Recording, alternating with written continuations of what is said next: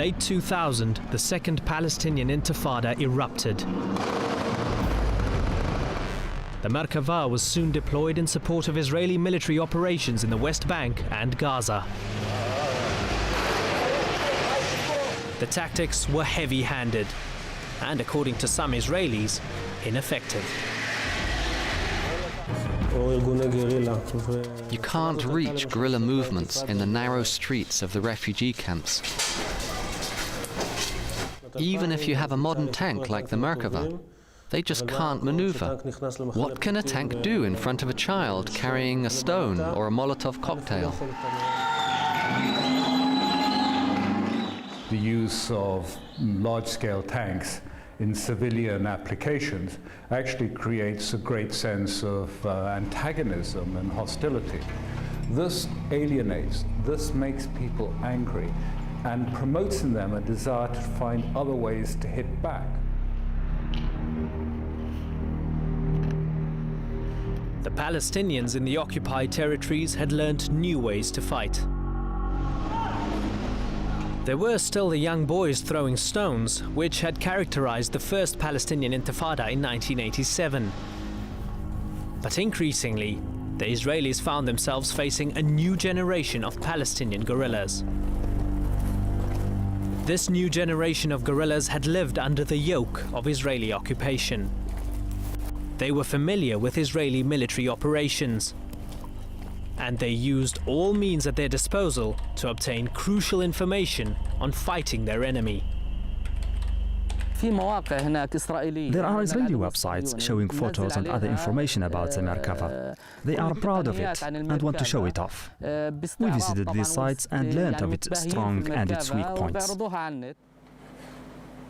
The belly of the tank is not as well armoured as the sides or the front. This is the weakest part, the belly. In home workshops like these, Palestinians work to produce weapons. The aim, to attack the Merkava.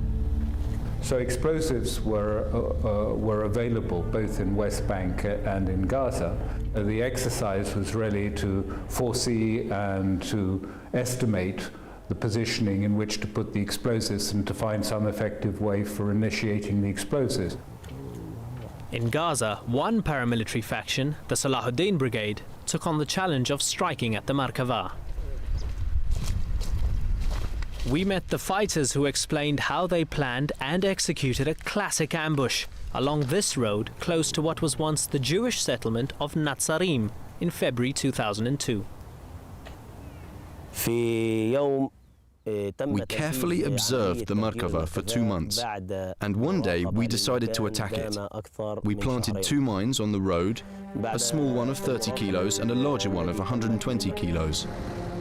The small mine targeted a military convoy which was coming out of the Israeli settlement of Netzarim.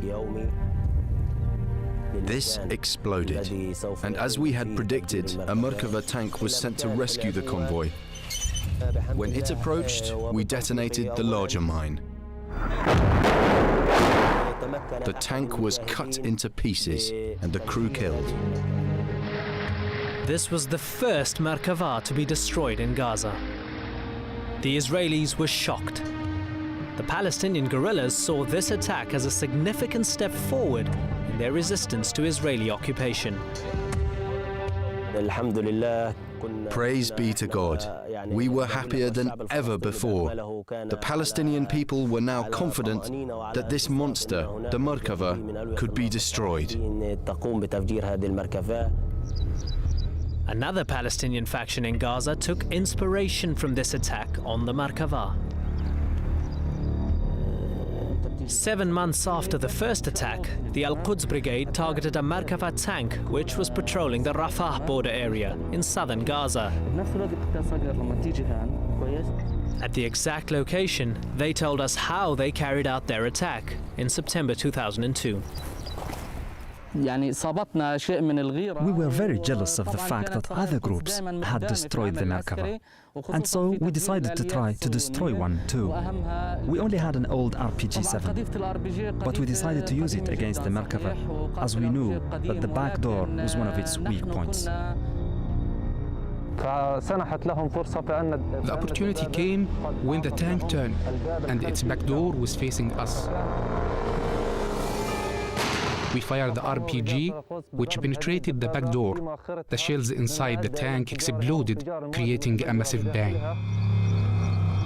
The blast was so huge that massive fragments of metal from the destroyed tank scattered across the area, smashing holes in the border wall the Israelis had built. An area that had been frequently shot at by the Israeli army now bore the shrapnel marks from a destroyed Merkava. We celebrated and distributed sweets to all our relatives and friends. At first, the Merkava was like a miracle, but now it's something normal, like any other armored vehicles. Other Merkava tanks were targeted by Palestinian militants.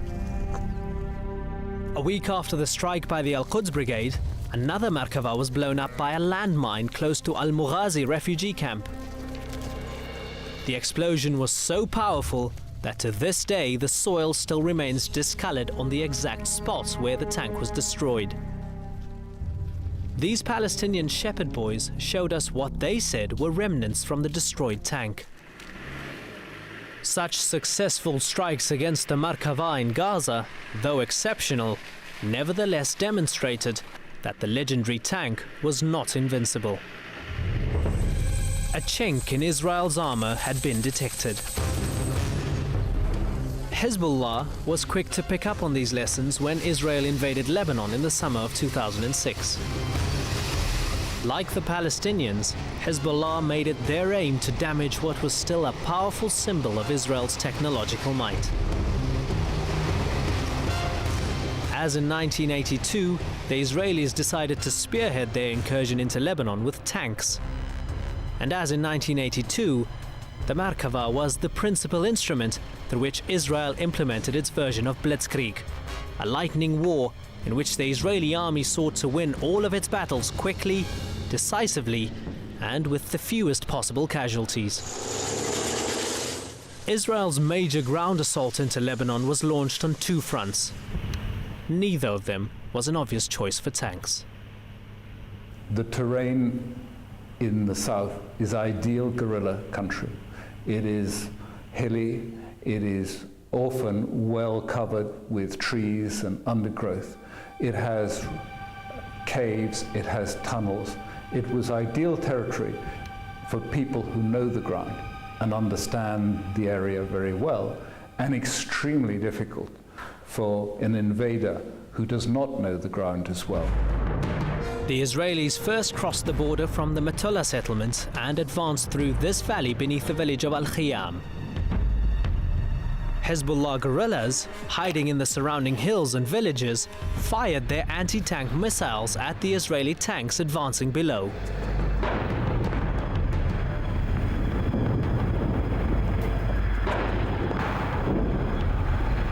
That incursion of tanks reached about 3.5 kilometers before that was halted by missile attack.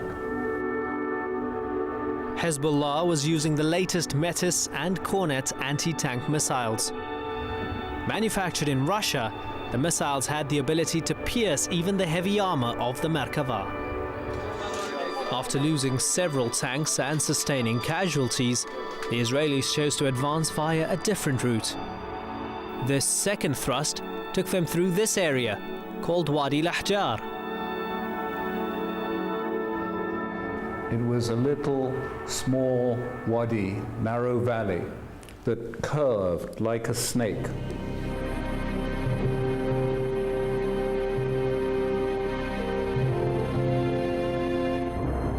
The Israeli tanks got trapped in this small wadi, and many were destroyed by Hezbollah. And of course, find it very difficult to bypass or get past either the lead tanks that had been destroyed or some of the rear tanks that had been destroyed. And that left them in a very difficult situation, and they had to retreat.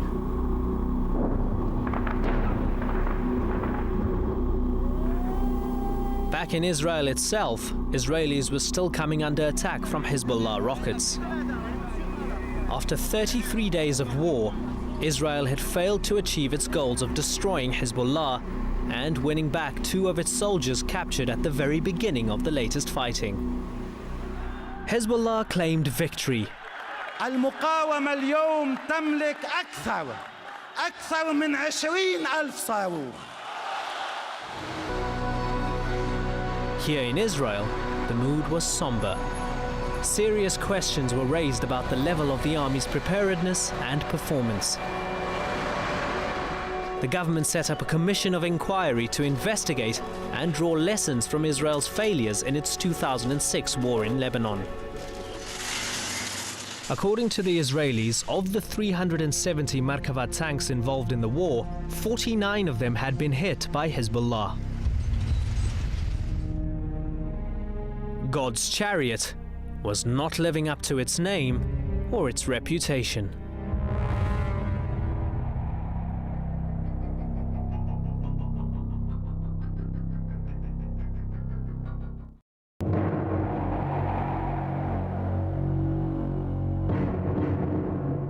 Beyond its technical and military capabilities, Israel's main battle tank, the Merkava, is a potent weapon of psychological warfare. It is a statement of Israel's military power and a symbol of Israel's determination to dominate the Arabs. Israelis were only too keen to publicize this power. Promotional videos extolling the Merkava's benefits were posted on the internet.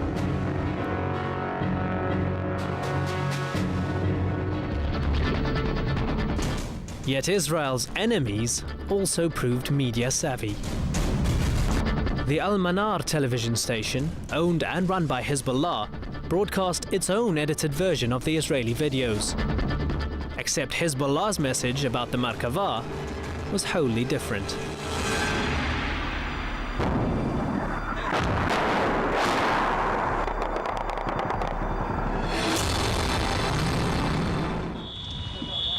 During the 2006 war in Lebanon, Israel targeted Al-Manar TV station in an attempt to stop its broadcasts. Ali Shuaib is a correspondent for Al-Manar. Hello. Here in the town of Nabatia, he showed us the building in which he used to work before it was destroyed by an Israeli aerial attack in the 2006 war. Hezbollah had declined to give us an interview with its fighters. But Ali Shuaib was able to provide an insight into the mindset of these fighters. During the war, he embedded himself with a Hezbollah guerrilla unit. It was a matter of determination. Hezbollah fighters would not fire their anti-tank missiles until they were 100% sure they could strike a Merkava. Some Merkavas were destroyed from only 20 meters away. The issue was not the technology of the missiles, as the Israelis claimed after the war. The issue was determination, creativity, and innovation in the battlefield. Even some Israelis believe the mental qualities displayed by Hezbollah guerrillas proved an advantage, despite the fact they were outgunned. If you are handling a situation in a battlefield when the Merkava is against some half Shahid, it's a problem. It's a matter of determination, not a matter of a well-designed tank, which the Merkava is. Israel had years of experience fighting Hezbollah during its 22-year occupation of South Lebanon. Yet in the Merkava, the Israelis were still deploying a weapon originally designed in the 1970s for large-scale tank warfare between nation-states. The Israelis used to rely on tanks because they manifested their prestige. But after the Lebanon War, this is not the case to the same extent.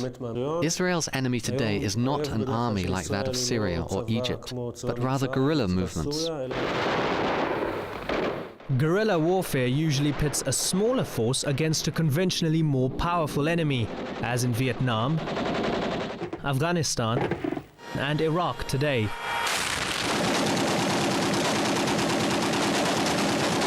Hezbollah could not destroy the Israeli army, but in targeting the Merkava tank, it was sapping Israel's strength and morale in southern Lebanon.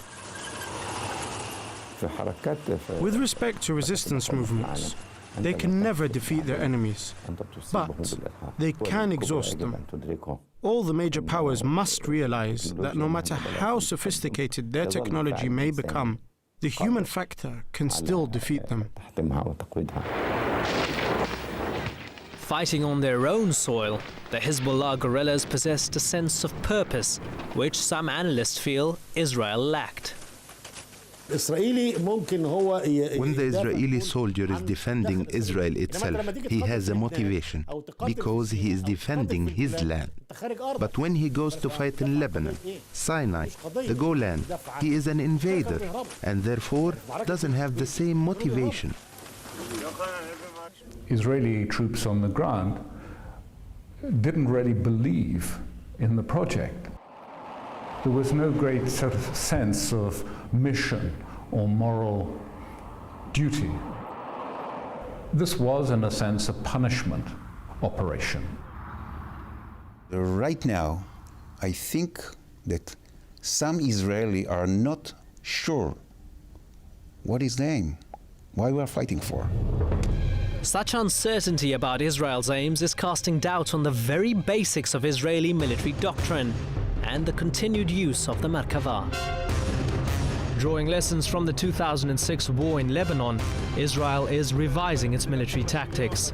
Its version of blitzkrieg has become outdated in today's battlefield. Israeli soldiers are today training for warfare that will rely less on tanks and more on infantry. These exercises are conducted on terrain similar to that of southern Lebanon. Other environments are also simulated. This is a mock Arab town, specially constructed by the Israeli army for military exercises. These soldiers are practicing street fighting. The setting is similar to that of towns in Gaza, the West Bank, and Lebanon. After more than 3 decades of research, investment and development, the Merkava project is now at a crossroads. There's been a debate in Israel over the last few years about whether we should continue to manufacture the Merkava or not. We spend a lot of money on the Merkava, and Israel is a small country. Military analysts estimate that $6.5 billion has been spent on the development and continued upgrading of the Merkava tank since the 1970s. Yuri Milstein is one of the critics of the philosophy behind the Merkava tank. He believes such spending is an unjustified extravagance. The United States offered to sell us their Abrams tank, but the Minister of Defense and Israel Tal refused this offer. They chose instead to continue investing in the Merkava project. But supporters of the Merkava do not want Israel to be dependent on anyone, even its closest ally, the United States. These supporters argue that the Merkava remains an essential part of Israel's military arsenal. It's our baby. Why to kill it? Beyond the debate about the costs and politics of the Merkava program lie other issues. Questions have been raised about whether Israel's main battle tank is compromising rather than consolidating Israel's long-term security. There would be an incursion, often accompanied by tanks, into a West Bank town like Jenin. And then at the end of the operation, Israel would come out and they would say, well, that's been a success. There were 10 terrorists in Jenin, and we've killed 6, and now there are only 4 left. And I would go and talk to the people in Jenin, and they say, well, you know, before this operation, there were about 10 terrorists in Jenin, and the Israelis came in and killed them, and now there are 24 terrorists in Jenin. You are not supposed to use tanks against human beings. You are not supposed to use tanks against guerrillas who are waiting in the bushes. If you want to use tanks, use it against tanks. This is the only way to succeed. The Merkava has become an emblem of Israel, and the debate about its future is emblematic of the difficult choices Israeli society is confronting. It's correct to think of Merkava as a symbol of Israel. Israel as a country wanted to model itself on the Merkava, to be strong on the outside and have a population living in comfort on the inside. And like the Merkava, to be ruthless and accurate in its ability to destroy its enemies. The tank, like the wall the Israelis are building around the West Bank, epitomizes Israel's attempt to ensure its own security. The danger is that the pursuit of military domination and secure isolation is ultimately unattainable, and may in fact preclude any chance of achieving peace. There is another critique of the Merkava, if I can put it that way, which is really about using military machinery to achieve what one might hope would be done through conciliation or discussion or negotiation or diplomacy. The energy that had been put into developing this piece of military technology had been used, even a fraction of it, to sort of think about other ways of, doing conciliation. It would be helpful. One Israeli who knows all about the need for reconciliation is Arilova Eliav. As a young man, he fought in the First Arab-Israeli War to establish the State of Israel. In later years, he became less of a militant and more interested in seeking peace. He still believes that diplomacy and concession are the only way to resolve the Arab-Israeli conflict and sow the seeds of peace. Having a strong army, yes, sure enough, but start talking and come to a compromise. There is no, the essence of peace is a compromise. It's the very essence of peace. As in the past, Israel will continue to adapt its fighting techniques and upgrade its weapons in the belief that its security lies in military strength. God's chariot, the Merkava, has failed to provide this security.